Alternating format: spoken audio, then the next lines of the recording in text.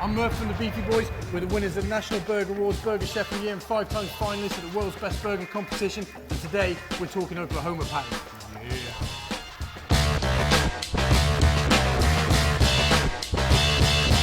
Oklahoma patties originate, funnily enough, from Oklahoma, and these were popularised by the man, the myth, the legend himself, George Motes. So they come from the 1930s in the Depression era in America, where, you know, food inflation was rampant, you know, the cost of everything was going through the roof, the government was in turmoil. I know it's hard to imagine a situation like that, but if you try, I'm sure you can picture it. And they decided to take an expensive ingredient like meat and make it go further by combining it with a cheap ingredient like onions. And together, they made one of the most incredible cheeseburgers in the world, and that's what we're going to make today.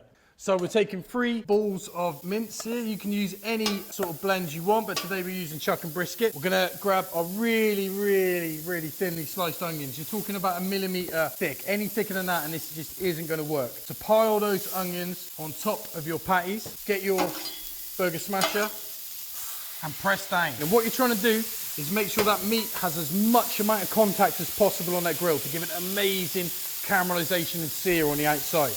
Now, we're going to season these up.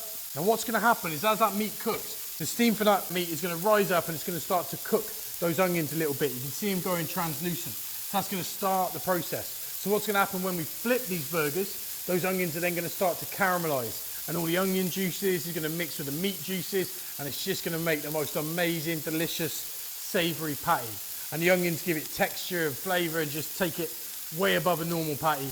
And in my opinion, this is the king of patty styles. As with all patties, make sure you get all of that crust up. Now, we want to let those onions cook a little bit. Like I said, it's all about texture. You want some burnt onions, some caramelised ones, some that have slightly still got a bit of sort of texture and bite to them. It's all about those different textures in that burger, because we're not going to put anything else in this but a bit of cheese. So we're going with the king of cheese for burgers, and he's without a doubt American cheese. I know it's not real cheese, but it's got a low melting point and it doesn't overshadow the beef.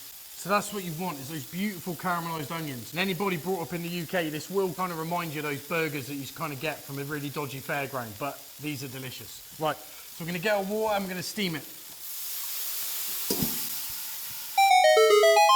Once your onions are beautifully caramelised, it's time to stack that burger.